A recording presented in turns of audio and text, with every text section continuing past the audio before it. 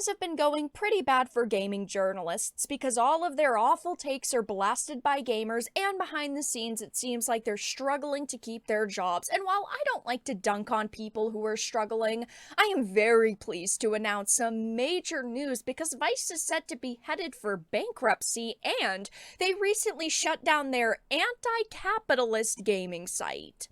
I have a few different things to show off, but before we get into the topic, if you enjoy the content that I create, please make sure to subscribe to the channel and hit the notification bell. Follow me on social media like Twitter or mine so that you can see when my content is posted.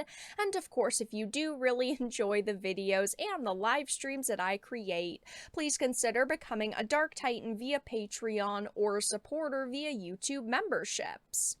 So starting off with some of the more generic news, Vice is said to be headed for bankruptcy. The company, which was once valued at $5.7 billion, has been struggling to find a buyer this year. And we have heard this over the past few months that they have been struggling, that they have been looking for someone to buy them, that they are just not the company that they used to be. And honestly, I can't say that I'm all that surprised.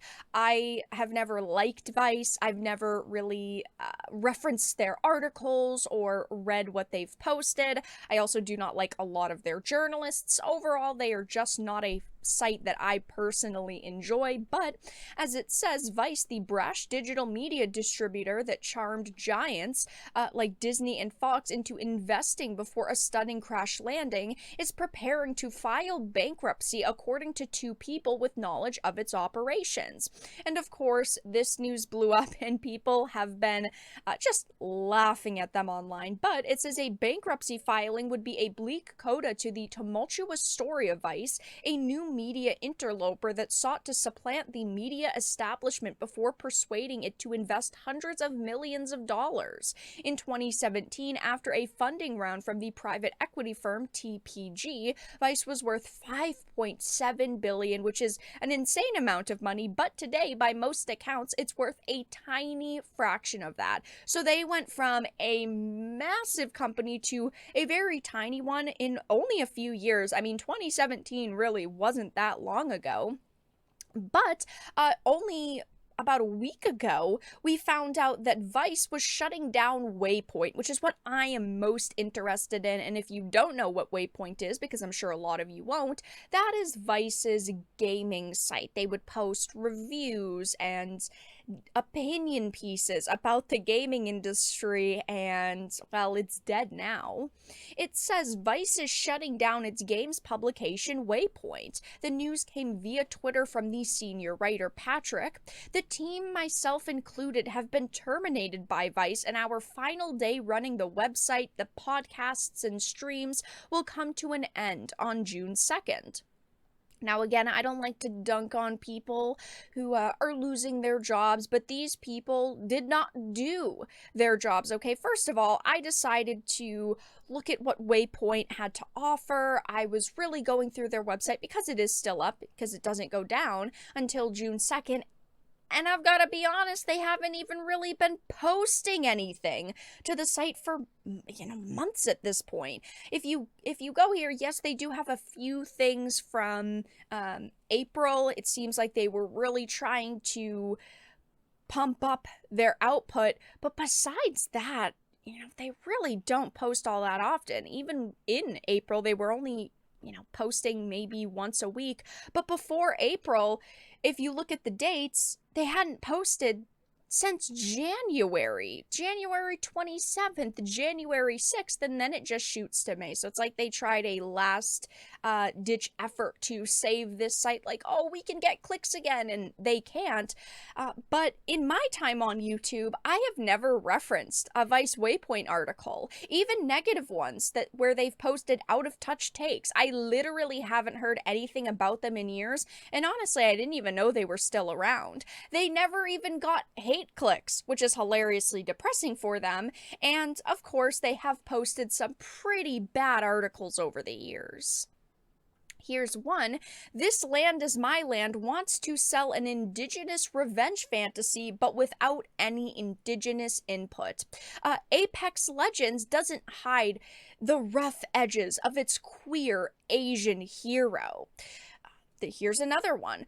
Why do we talk about Mass Effect's Asari as if they are women? These are the types of articles they thought were going to bring people in and keep people interested in their site. Just chatting about things like Apex Legends, queer Asian hero, and her rough edges.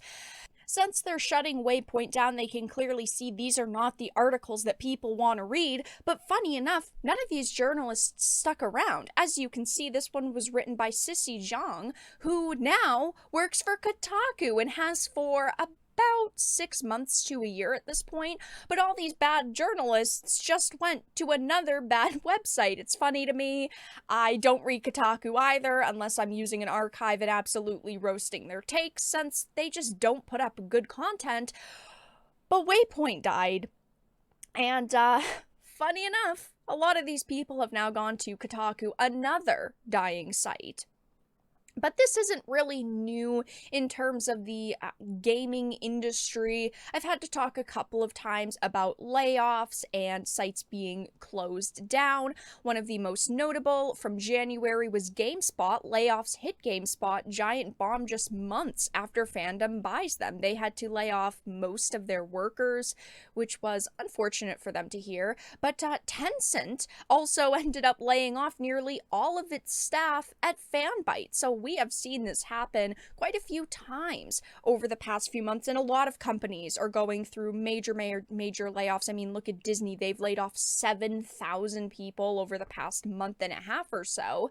But I don't really feel bad for the people at Vice and at Waypoint because they were not good at their jobs. They were not getting people to click on their articles, and their takes were just completely out of touch. Again, people want to read about entertainment. People want to read about things that actually matter in games, and instead they were just complaining about the way that gamers looked at heroes in Apex. You aren't accepting the fact that she's a queer, as they say, a queer Asian hero. You're just not, respecting her enough. And then them attacking developers because, it's an indigenous revenge fantasy, but they didn't do good enough because they didn't have enough indigenous input.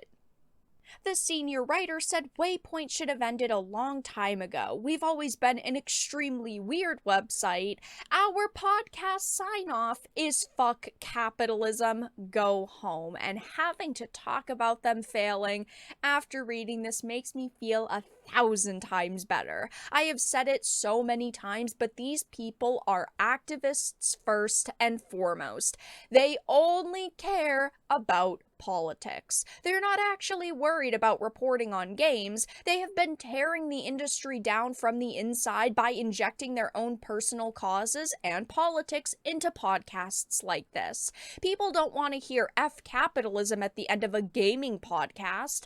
I personally don't agree with 99% of their political opinions, but even if I did, this is entertainment. This is escapism, and their platform died because of their awful takes and doing things like this, having their podcast sign off be F capitalism. It says Waypoint was a godsend, and to all the fans of Waypoint that showed up on day one, know that your contributions in spirit and money were a huge reason we weren't laid off sooner. You, along my talented colleagues now and over the years, made waking up every day a joy. So they're just trying to pull on the heartstrings a little bit, saying you guys gave us so much money and you loved us so much, you kept us going. But unfortunately, those 5 people that must have stuck around can't keep you going anymore. I don't feel that bad. They were putting out awful content on just an awful platform, and a lot of them have now gone to another awful platform, Kotaku. But yes, Vice is shutting down Waypoint, and we're also hearing that Vice is headed for bankruptcy. But that's all that I really had to discuss in this video. Let everyone know your thoughts in the comment section down below. If you enjoyed this and of course found it important and informative, please please make sure to give it a like, share it, and subscribe to the channel. And of course, if you didn't, make sure to give it a dislike. I appreciate your support either way, but I will talk to you all again in the next video really soon.